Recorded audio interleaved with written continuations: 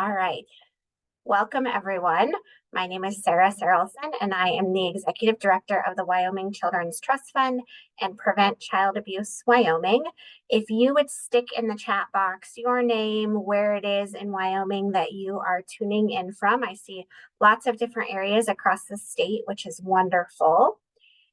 And I'm super excited to bring to our session this morning some information on plans of safe care. So we will have a ton of information, and I see some of you on here who have done a lot with plans of safe care, and others who maybe are here to find out about it for the first time.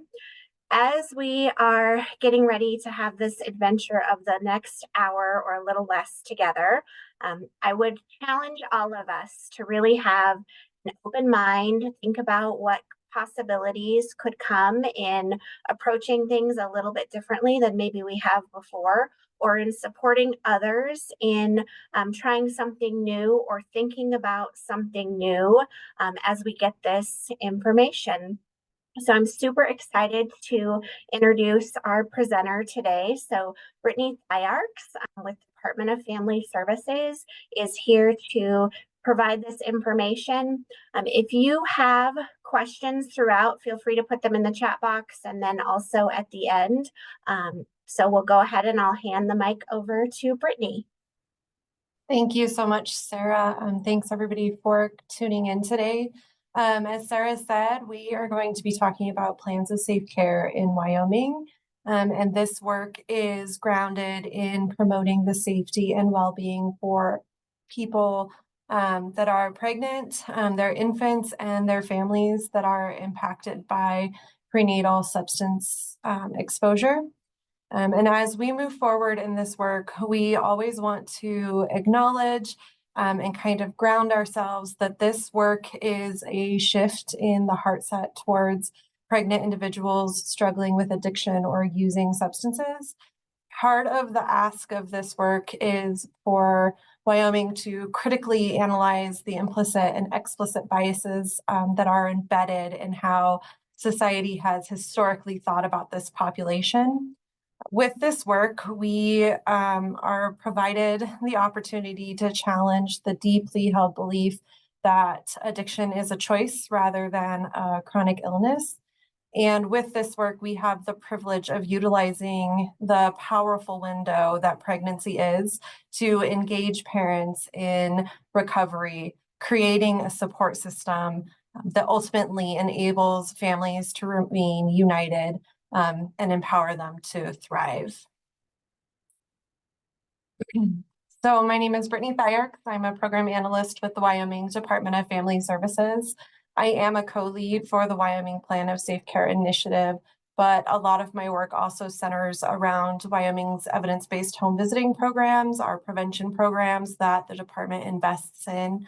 We receive the Maternal, Infant, and Early Childhood Home Visitation Grant, which funds parents as teachers in Wyoming.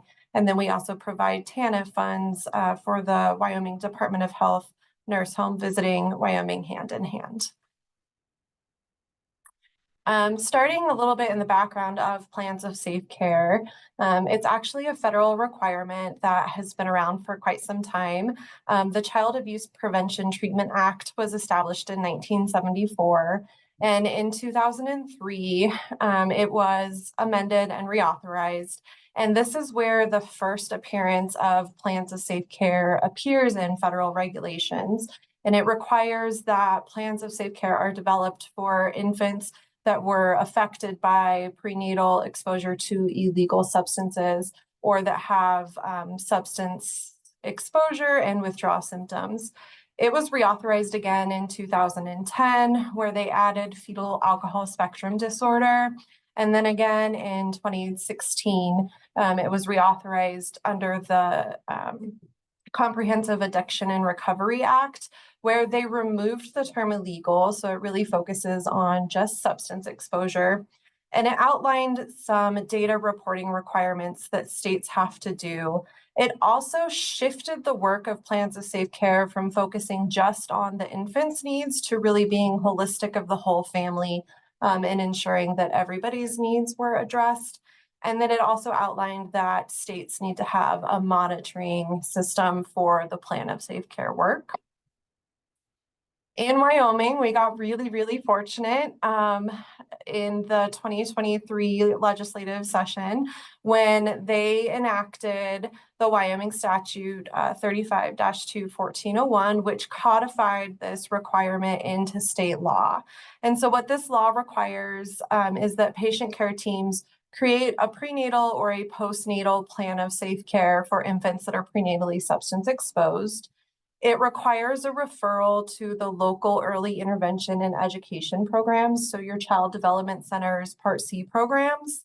And it also requires that if there's a need for the family, we're identifying the services that could assist with those needs and making a referral to those programs.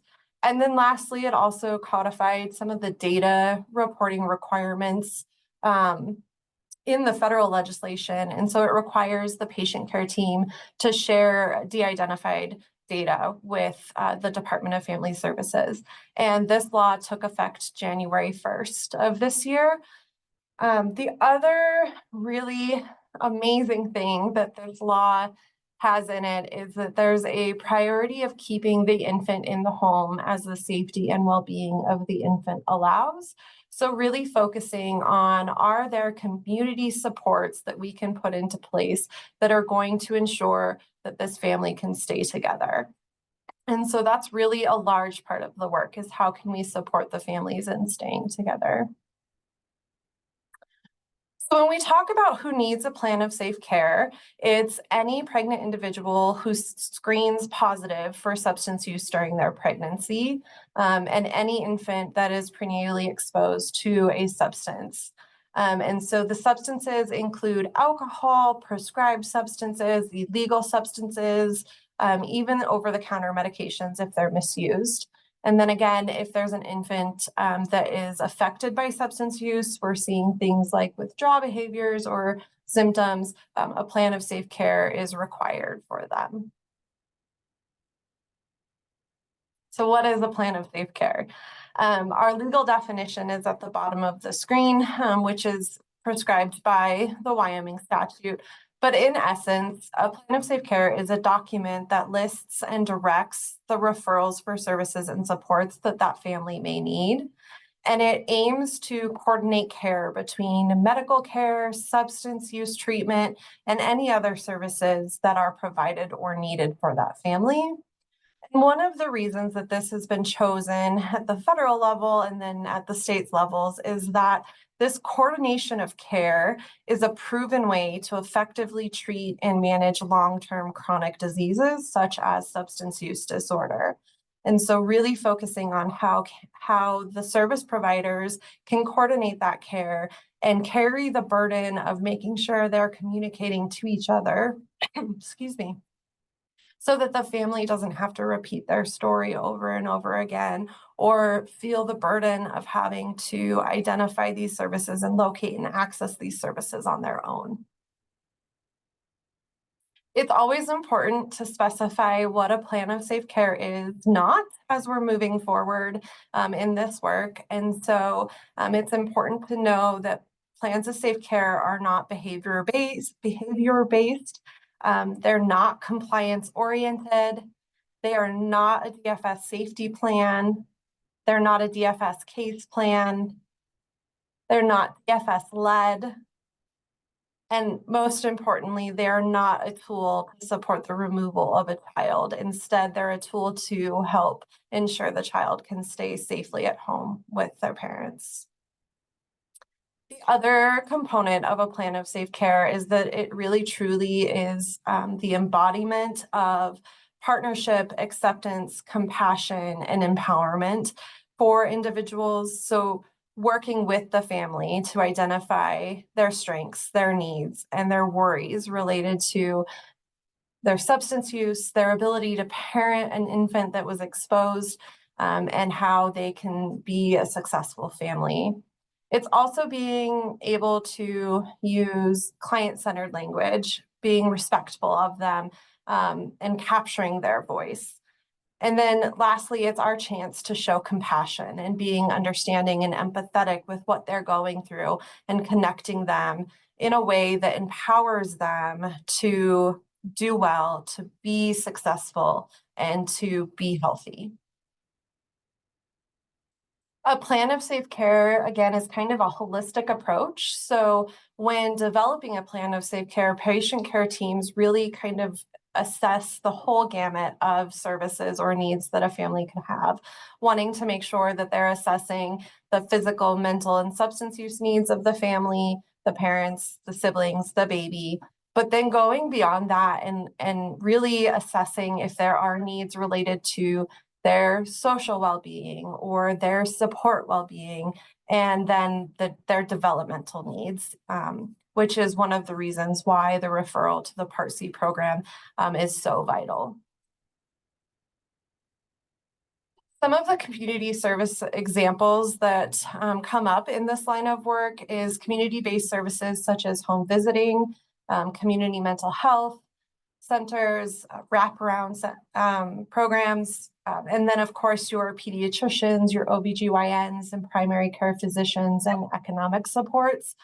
But then assistance from families and friends. If there's somebody that can assist with housing, transportation, obtaining medications, accessing medications, or doing drop-ins to check on mom, baby, and the family. And then other community supports that should be given some consideration are peer support groups or peer specialists and case management services such as the Wyoming Health Medicaid program. Again, a plan of safe care does have specific referrals that are required. The very first one is that referral to your child development center to provide not only services for the infant in relation to the developmental milestones, but also ensuring that the family is connected to supports on how to help their infant, parenting techniques, occupational therapy, infant massage, and things of those natures. But then also any service to address any of their needs, whether that's health or substance use or other social needs that they may have. One of the things that we like to talk about with plans of safe care is that all of this is a client-centered connection. And so when making referrals to these programs, kind of the idea of doing a warm referral, making that referral to the program in partnership with the client, and so one of the things that is great about this work is that it helps communities build a network of referral sources. So identifying organizations, services, and providers that could potentially meet the needs of that family. And then gaining an understanding of the service specifics. So what does that organization provide? What is their location, their hours of operation, eligibility requirements, and can you obtain any handout or brochures that you can provide with the family when you're developing the plan of safe care to help really figure out if that service is going to meet their need or is a good fit for them? And then we also recommend establishing a contact person. So a specific person from that organization that you can contact to do that warm handoff, either for the family if they're uncomfortable partnering with you to make that phone call or making a phone call with them. Really connecting the family to the service in whatever way is most helpful to them, which requires asking them, how can we assist you in accessing this service? Can we help you come up with a list of questions that you would like to ask them? Can we make a phone call with you? Can we attend an initial appointment with you? Whatever it is that they need to ensure that they're actually accessing that service. The other piece of the work that Wyoming is doing is taking the plan of safe care a step beyond just being a document that guides the referrals, but actually recommending that communities develop a plan of safe care collaborative, which is that care coordination among service providers. And so it supports the pregnant and parenting individuals that are on a plan of safe care in, yet again, accessing those services and having the professionals really go an extra step to do that for the family. And this was chosen a couple years ago when we realized that this is already a practice done in Wyoming and various different settings. We use multidisciplinary approaches in all sorts of initiatives and projects. But we also recognized that it's been successfully done in other states. And so Wyoming is following the guidance of the Vermont CHARM model, which is the Children and Recovering Mothers Collaborative. And what we have learned from them is that this model allows for less misconceptions or misunderstandings to occur between service providers that are working with the family. It also generates expertise among service providers, either in the services in their community or with the family's specific needs and how they're doing. And it's also led to better information sharing, which then is, of course, lending itself to an appropriate and accurate assessment of risk and safety for these families. And then it also provides the ability to accommodate the number of families that are identified with needing a plan of safe care and having infants that are prenatally substance exposed.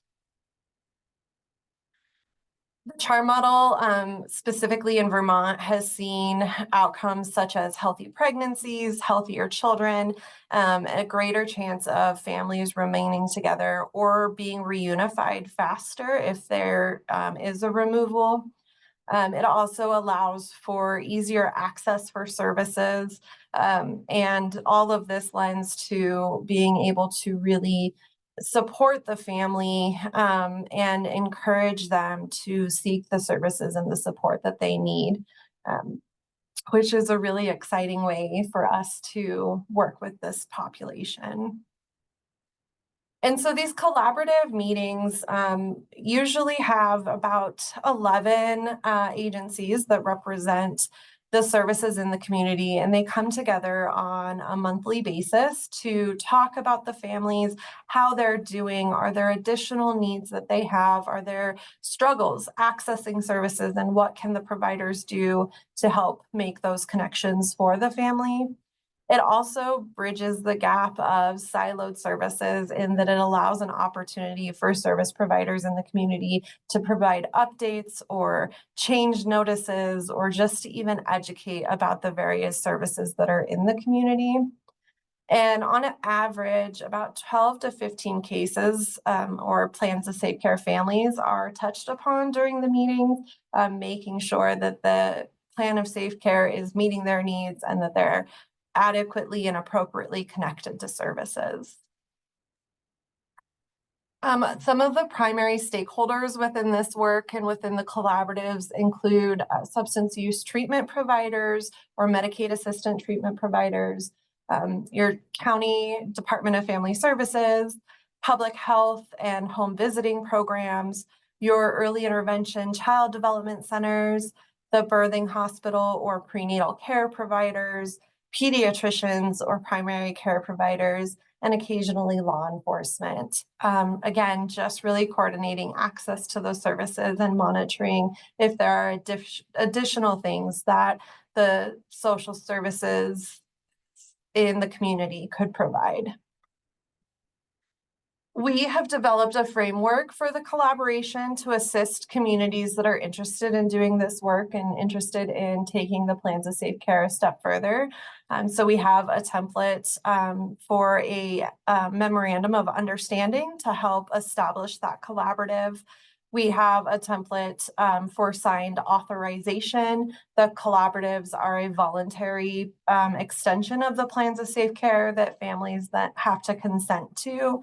And so we have a specific template that can be utilized to allow for the information of sharing between the service providers. The Department of Health has been able to contract for a third-party facilitator that is available to each community wanting to do a collaborative to really do that administrative work and facilitating of the meeting to keep everything running along and running smoothly. And then again, guidance of the monthly meeting just to touch base about the families and make sure that as a system, we are meeting the families where they are and helping them connect to the services they need. The final piece of the plans of safe care state law is that it requires patient care teams and healthcare workers involved with the delivery of an exposed infant to notify the Department of Family Services.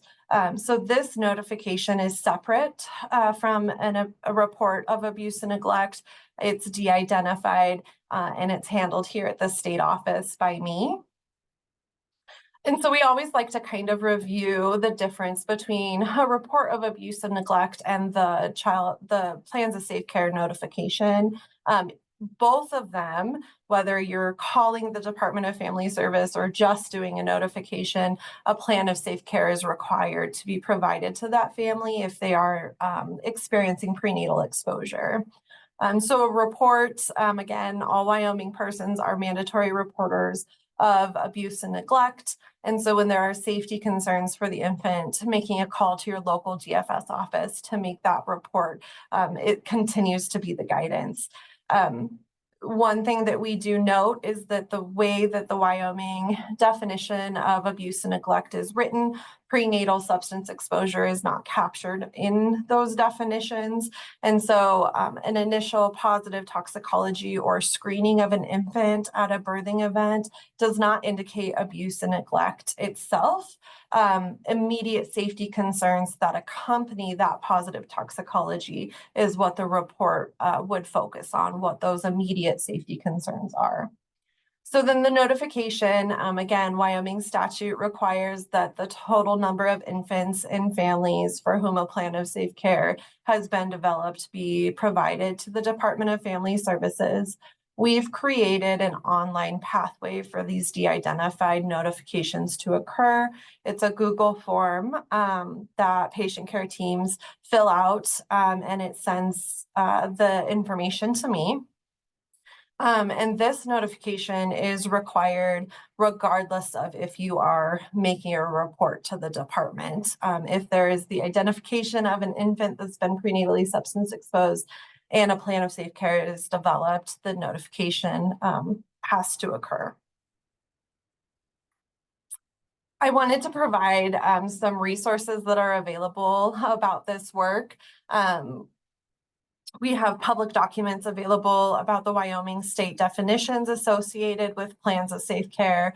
We have a template for the plan of safe care document itself. We highly recommend and encourage that patient care teams move away from the use of biological testing related to substance use and move into utilizing verbal or written screening tools.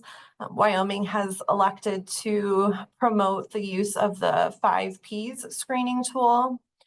For communities and patient care teams starting their journey on implementing plans of safe care, we have a checklist of things to really think about as a system as you're moving forward and being able to provide this service to families. We also have developed a safety and risk assessment tool for patient care teams to utilize to think through holistically the situation of the family and really make informed decisions based off of 14 different criteria rather than just based off of a positive screen. We have a parent brochure template that explains plans of safe care. We also have a one-page explanation of plans of safe care and the plan of safe care collaboratives. And we have an FAQ of commonly asked questions that we've provided answers to.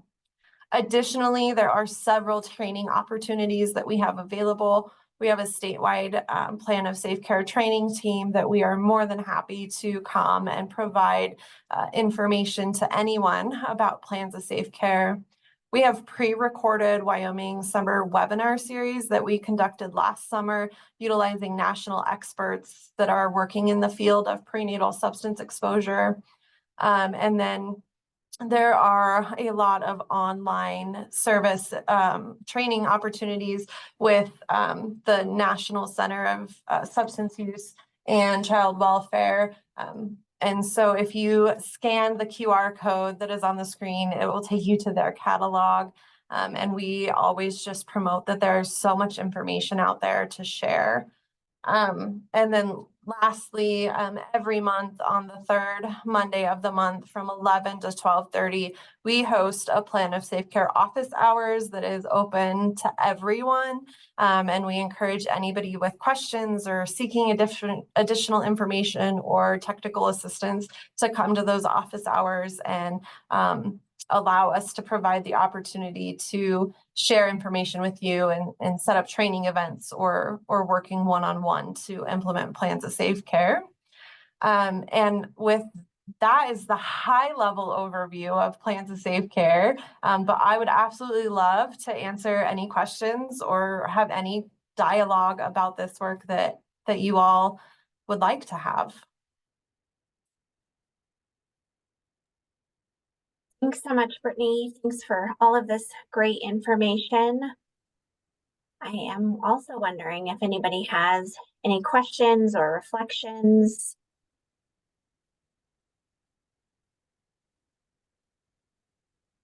Tilly, good to see you. Hey, yeah, so I guess I'll see if I can form this question well.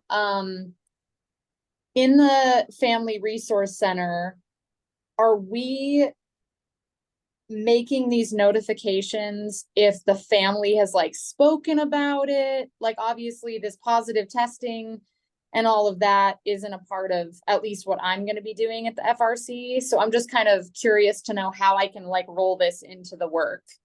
Yeah, Tilly, I think that's such an amazing and important question.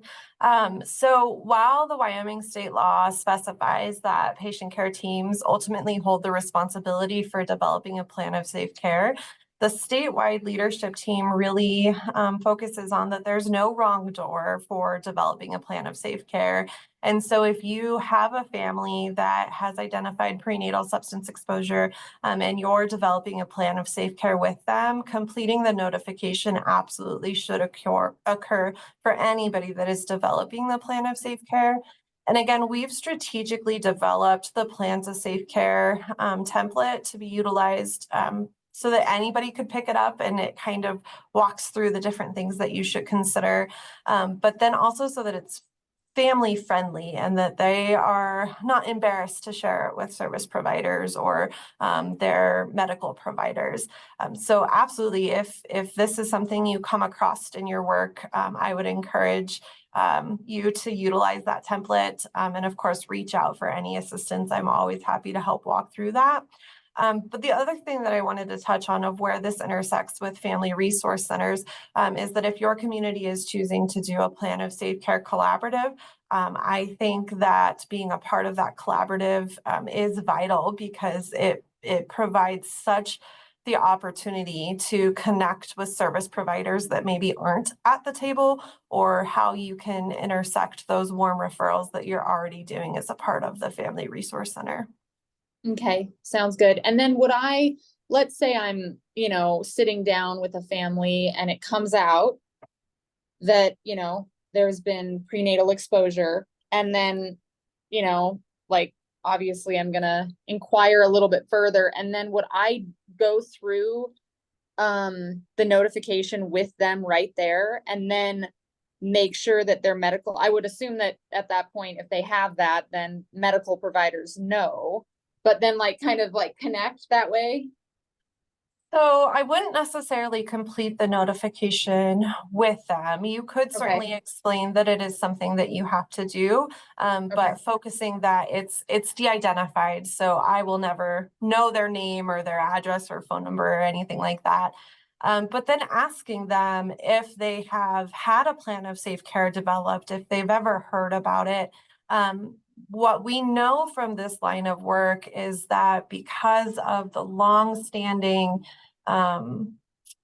opinions about this population, is that there's been a disruption in the trust for them to go and seek medical care, prenatal care, because of the ultimate fear that their child is going to be removed. And so a couple things come to mind is that if they are seeking prenatal care, they may not have felt safe enough to disclose that there is substance use, or they may be avoiding prenatal care because of that fear, which provides the opportunity to really work with them and develop this plan of safe care so that they can present it to their medical providers as a way of saying, yes, I acknowledge this presents a challenging situation, but here's what I'm doing about it.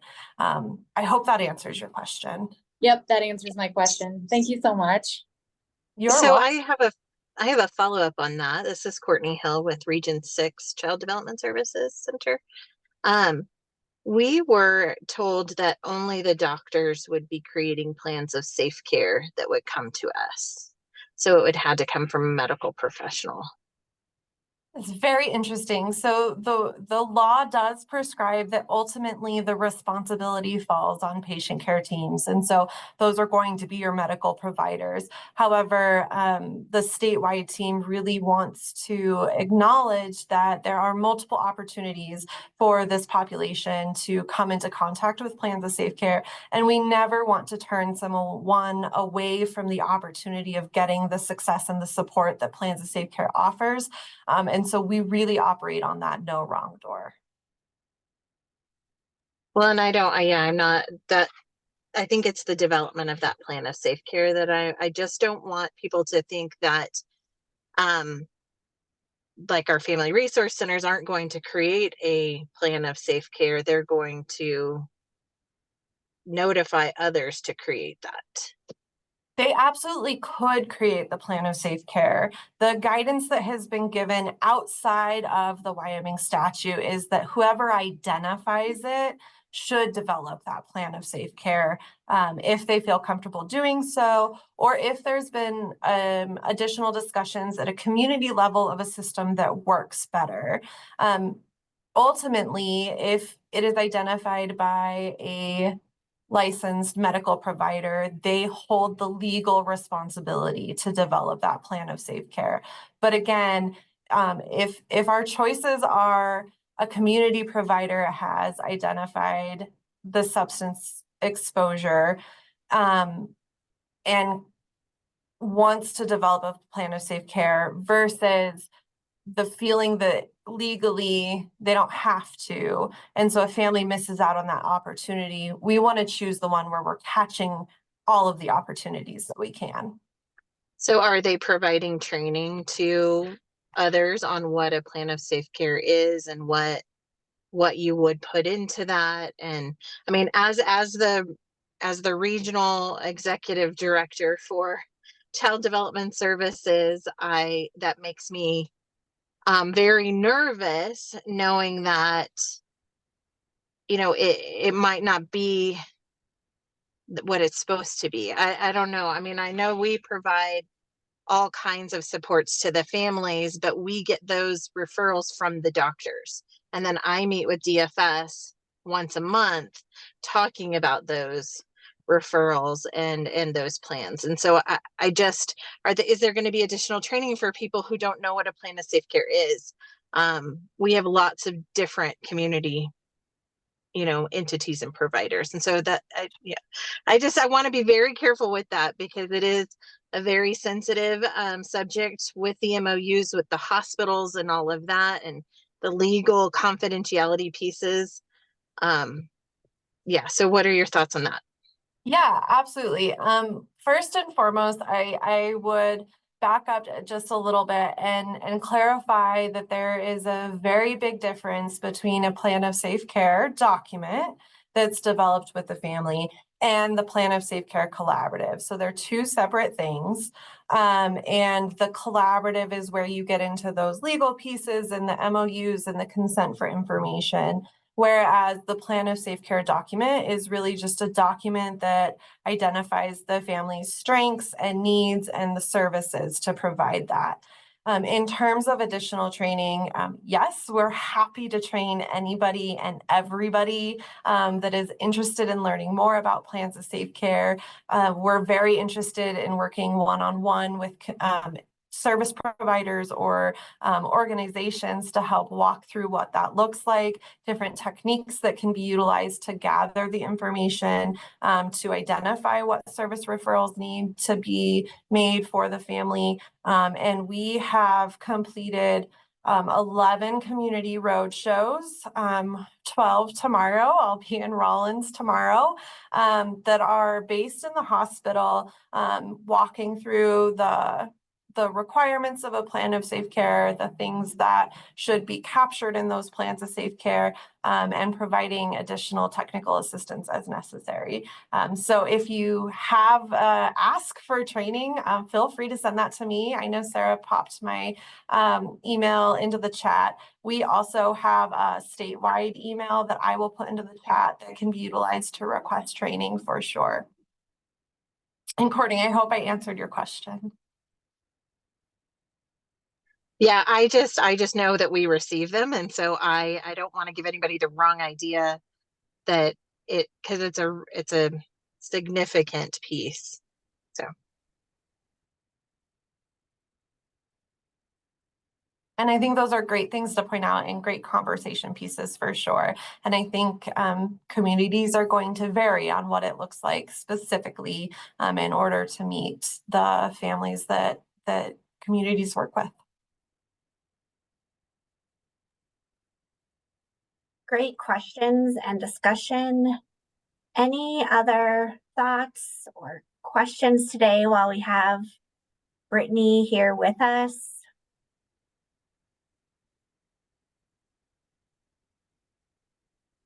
I will acknowledge that I went through my slide deck pretty quickly. I think I probably had too much coffee this morning. So if there's any pieces that you would like me to go back through or touch on a little bit more, I'm more than happy to do that as well.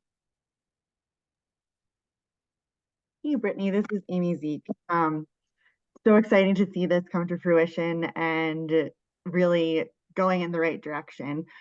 For communities that don't necessarily have birthing hospitals anymore, how are you approaching those communities around plans of safe care?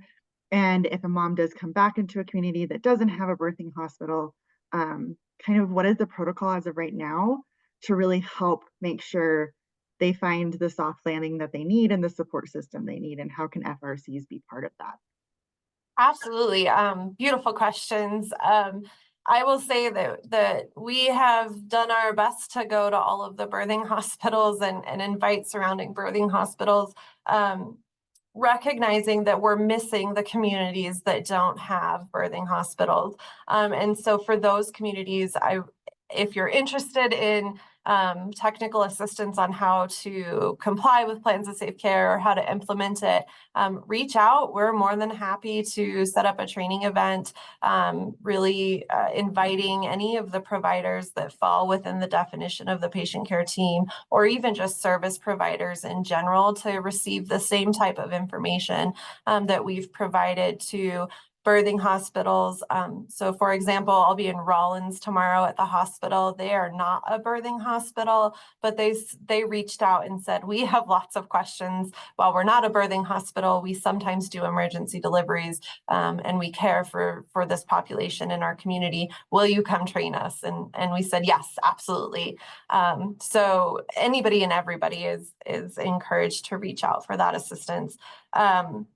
I would say, in terms of family resource centers, if you have stakeholders in the community that you're curious where they're at in their journey of plans of safe care, having a dialogue with them about, have you heard about this? Can I do anything to assist in connecting you to the training resources? Those are good conversation starters, just to feel out where your community is in this journey. That's fantastic. Thank you. Of course.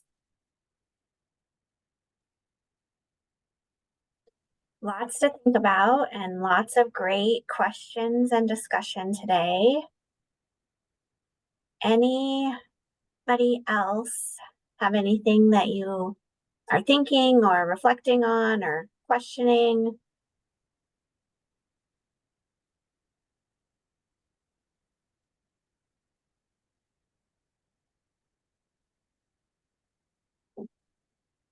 All right.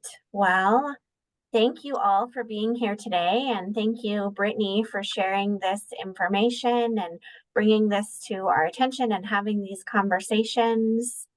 We will make sure that this recording is on our YouTube. And if you are needing additional support or information and you forget how to reach out to Brittany, send us an email and we will connect you for sure. But thanks so much, everybody, for being here today.